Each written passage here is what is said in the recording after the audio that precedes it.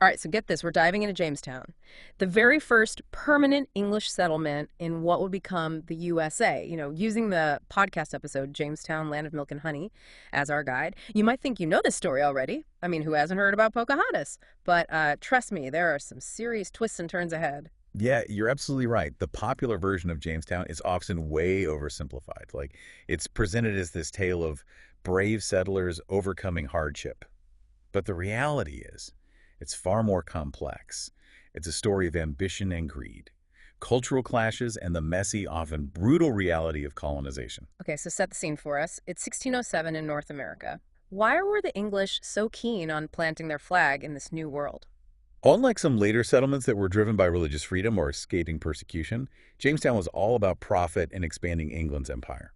They saw this as a chance to strike it rich, to compete with Spain for control of the Americas, and to establish themselves as like a major global power. So it was basically a big business venture, like a 17th century gold rush. Exactly. And that get-rich-quick mentality had a huge impact on the types of people who signed up for the expedition and the choices they made once they arrived. But here's the thing. The English weren't landing on some empty wilderness ripe for the taking.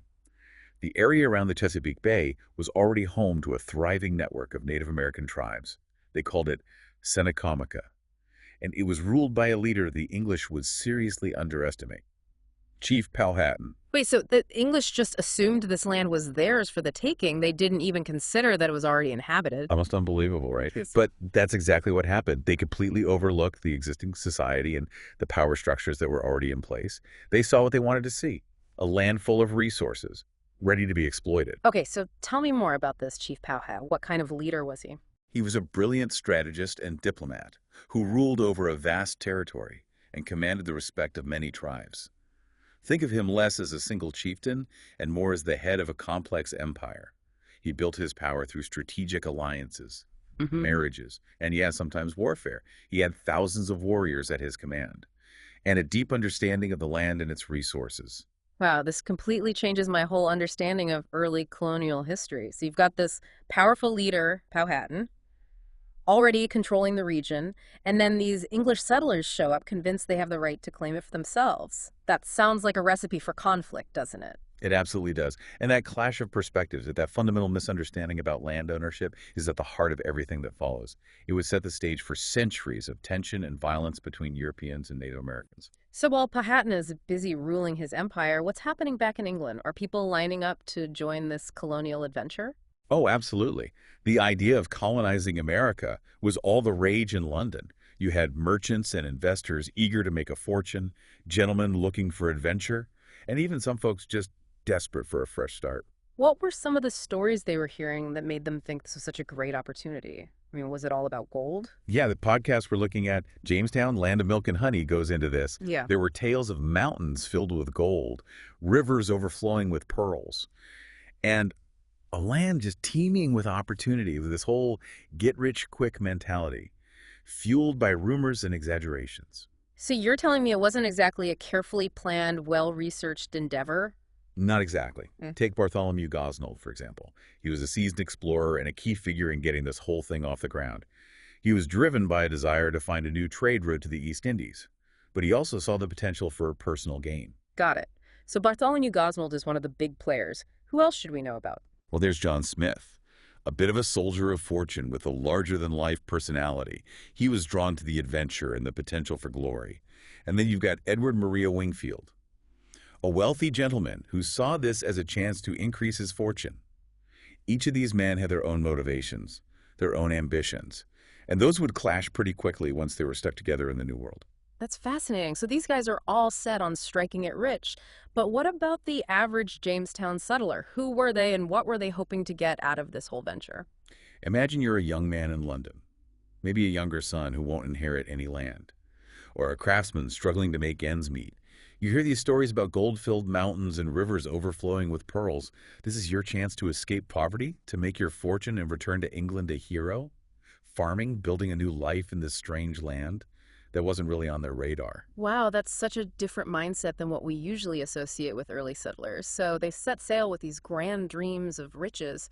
But what was that voyage actually like? Was it smooth sailing? Not even close. They were crammed onto ships like the Susan Constant for 4 grueling months.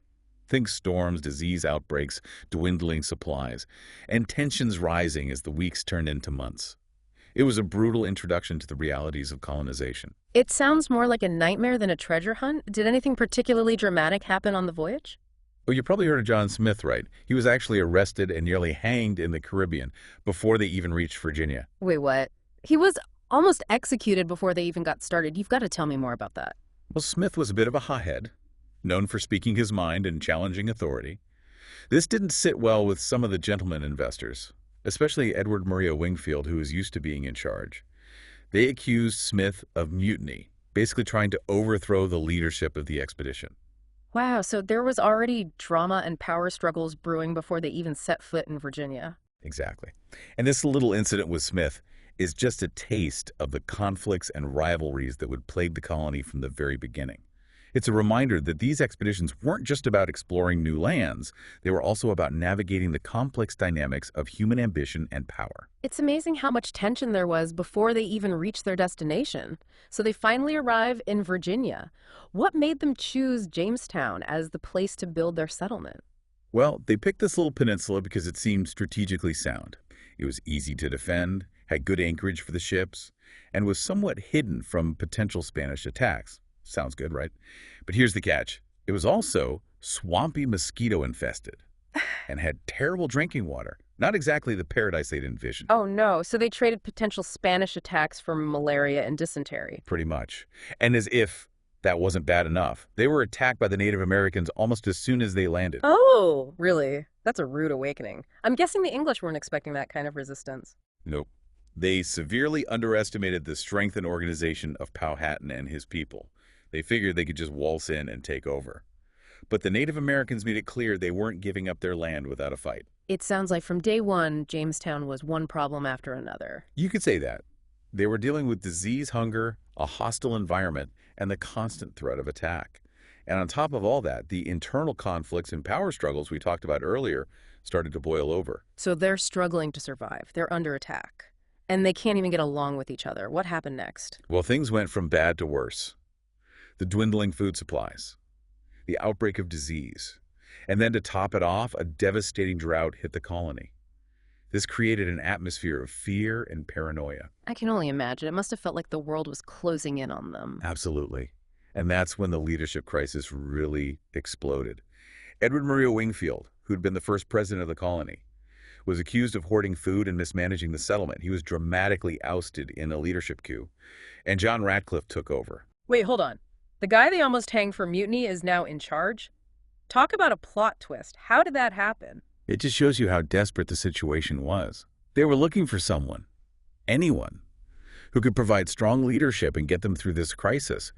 But this constant shuffling of power also highlights how deeply divided the colony was from the very beginning. They were supposed to be working together to survive, but their personal ambitions and rivalries constantly got in the way. It sounds like a recipe for a disaster. Did this change in leadership help at all? Not really. They were still facing the same problems, lack of food disease and a growing sense of desperation. And then in the midst of all this chaos, John Smith ends up getting captured. No way. John Smith captured. This is like a real-life action movie. What happened? He was out exploring with a small group of men when they were ambushed by Opec and Kano. Powhatan's brother, Smith's companions, were killed, and he was taken prisoner. Oh, wow. So he's captured by Powhatan's brother. What happened to him? He was taken to meet the great Powhatan himself. Now imagine this scene. You've got John Smith, this brash English soldier, suddenly face to face with one of the most powerful Native American leaders in the region. It's a clash of two worlds, two completely different ways of understanding power and leadership. This is where the Pocahontas story comes in, right? Didn't she save him from being executed? Well, that's the popular version of the story, Yeah. based on Smith's own account. But it's probably more complicated than that. Smith described this elaborate ceremony where he was led to believe he was about to be executed. Then, dramatically, Pocahontas Powhatan's young daughter intervened and saved him. So was it a real execution or just a show of power? It's hard to say for sure. Some historians believe that Smith misinterpreted what he saw. What he experienced might have been an adoption ritual, a way for Powhatan to assert his dominance and bring the English under his control symbolically. So he might have completely misread the situation. That's incredible. But either way, he survived, right? He went back to Jamestown. He did. But get this. He returns to Jamestown after this harrowing experience, only to be sentenced to hang by his own people. What? Seriously, are you kidding me? This guy can't catch a break. What on earth for? Remember all that resentment, those power struggles we talked about? Well, the council member who had replaced Smith as president, a guy named Archer, was not happy to see him back. He accused Smith of being responsible for the deaths of his companions during the ambush, which, let's be honest, was a pretty flimsy charge. It sounds like they were just looking for an excuse to get rid of him. It's possible. Yeah. This whole episode just highlights how deep the divisions within the colony ran. They were literally willing to hang each other over personal grudges, even in the face of all the other dangers they were facing. It really makes you wonder how they managed to survive it all. I know, right? It's a miracle they didn't completely implode from all this internal strife. So what happens next? Does Smith actually get hanged this time? Yeah, it really paints a picture of just how fragile the colony was at this point. A tiny group of men isolated in a hostile environment, riddled with disease, and constantly at odds with each other. It's a wonder they survived it all. Okay, so Smith is about to be hanged again. What happens next? Does someone else step in to save him? Well, this is where the story takes another dramatic turn. Just as Smith is about to meet his end, Captain Christopher Newport sails back into Jamestown with fresh supplies and, more importantly, news from London. Talk about a well-timed arrival. What news did he bring that was so important it could stop an execution? The Virginia Company, despite the reports of hardship, was doubling down on its investment. They were sending more settlers, more supplies, and a new charter that granted the company even greater control over the colony. So crisis averted for now. What was in this new charter? What did it mean for the colony? It was a pretty significant shift in power. The original charter had a royal council in London making decisions, but this new one established a governor in Virginia with much more direct authority. The first governor appointed was Lord Delaware, a powerful nobleman who, while not physically present in Jamestown, would have a major impact on the colony's direction. It sounds like the Virginia Company was really pushing for Jamestown to succeed no matter the cost. What was driving this determination? There were several factors at play. The dream of finding gold was still very much alive, but there was also a growing sense of national pride. England wanted to establish a strong presence in the New World, partly to challenge Spanish dominance, and partly for the prestige and power that came with colonial expansion. So Jamestown gets a new charter, a new governor, and a fresh batch of settlers. Did things start to turn around for the colony? Well, let's just say things remained complicated. The new arrivals brought their own set of problems, including a lack of farming skills and a continued obsession with finding gold. Plus, tensions with the Native Americans were as high as ever. And John Smith, where does he fit into all of this? Smith, despite his near execution, emerged as a key figure in the colony. He was elected president of the council in September 1608, and his leadership proved to be crucial in navigating the challenges ahead. He imposed strict discipline, organized work parties, and continued to forge uneasy alliances with the Native Americans. Sounds like he was the right man for the job. Was he able to bring some stability to Jamestown? He did to a certain extent. His no work, no food policy forced the gentlemen settlers to get their hands dirty and contribute to the colony's survival. He also understood the importance of maintaining a balance of power with the Native Americans, recognizing that trade was essential for the colony's survival. But, as you might expect, his leadership style made him enemies.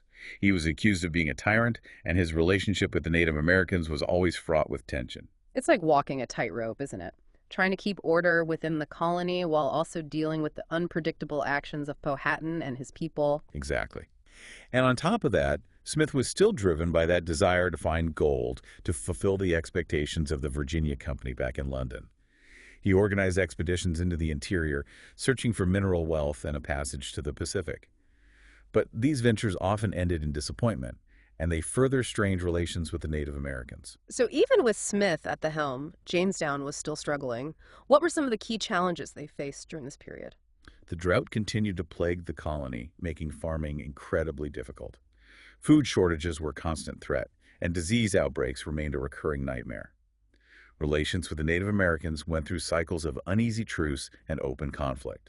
And internally, there were always factions vying for power, questioning Smith's leadership and undermining his authority. It's almost unbelievable how much hardship they endured. What was the psychological impact on the settlers? Imagine living in a constant state of fear and uncertainty.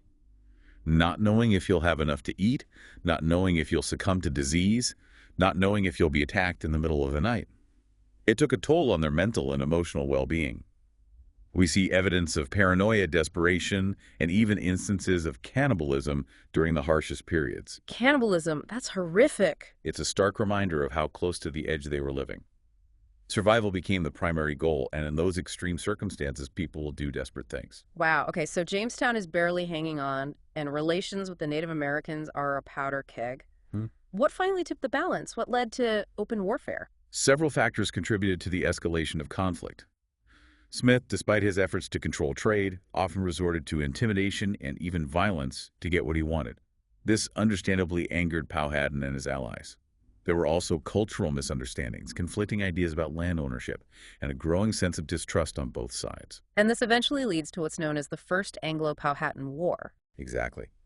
The war formally erupted in 1609, but the simmering tensions had been building for years. The immediate trigger was a dispute over an English trading post, but the underlying causes ran much deeper.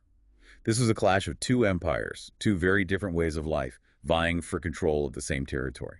What were the key events of this war? What was the impact on Jamestown? The war was brutal and devastating for both sides.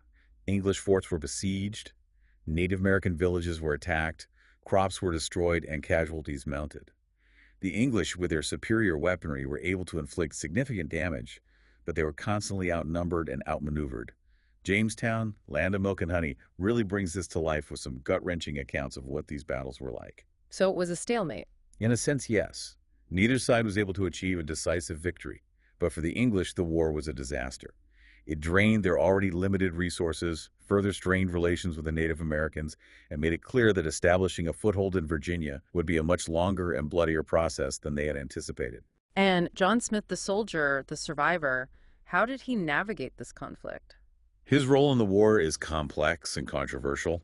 He was a skilled military leader, but he also made some reckless decisions that put the colony at risk. He was seriously injured in a gunpowder explosion in 1609 and forced to return to England for treatment.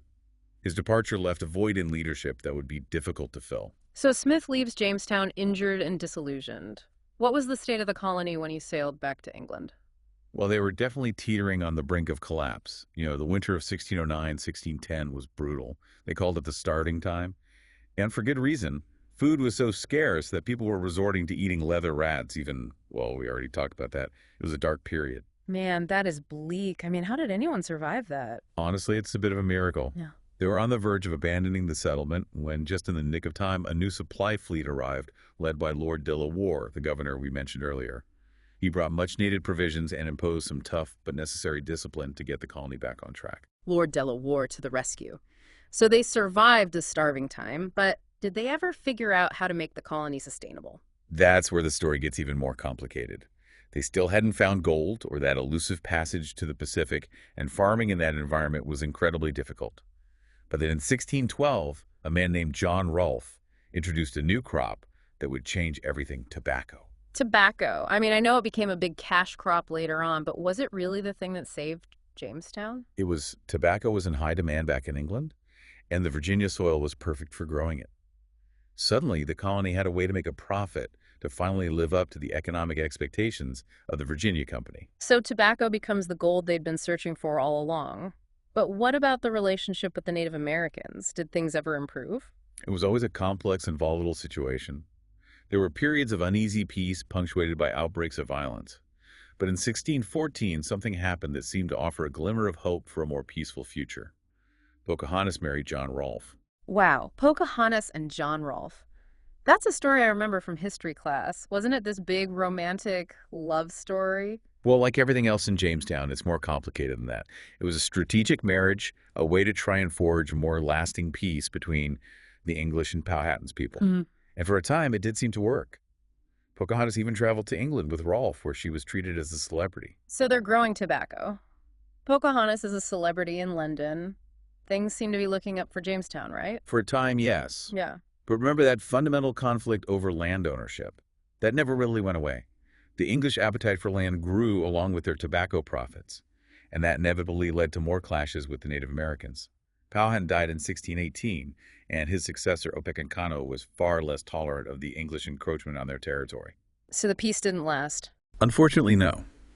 In 1622, Opechancanough led a surprise attack that wiped out a third of the English settlers. It was a devastating blow, and it marked a turning point in the relationship between the English and the Native Americans in Virginia. From that point on, it was all-out war, a brutal struggle for survival and dominance. Wow, this whole story is just full of twists and turns. So much for that peaceful Thanksgiving image, right? Exactly. Jamestown is a reminder that the history of colonization is complex, often brutal, and full of contradictions. There were moments of courage and resilience of cross-cultural exchange, even attempts at peaceful coexistence. But there was also greed violence and a fundamental clash of worldviews that would have devastating consequences for the Native Americans. It really makes you think, doesn't it? We often focus on the success of Jamestown, the fact that it was the first permanent English settlement, but it came at a huge cost. Absolutely. Hmm. And it's important to remember that the legacy of Jamestown, the good and the bad, continues to shape America today. It's a story that's both fascinating and deeply unsettling. It definitely makes you want to dig deeper to learn more about those early years and the impact they had. You know what I find really striking is that even with all the hardship and conflict, Jamestown somehow survived. They clung on, adapted, and ultimately laid the groundwork for what would become the United States.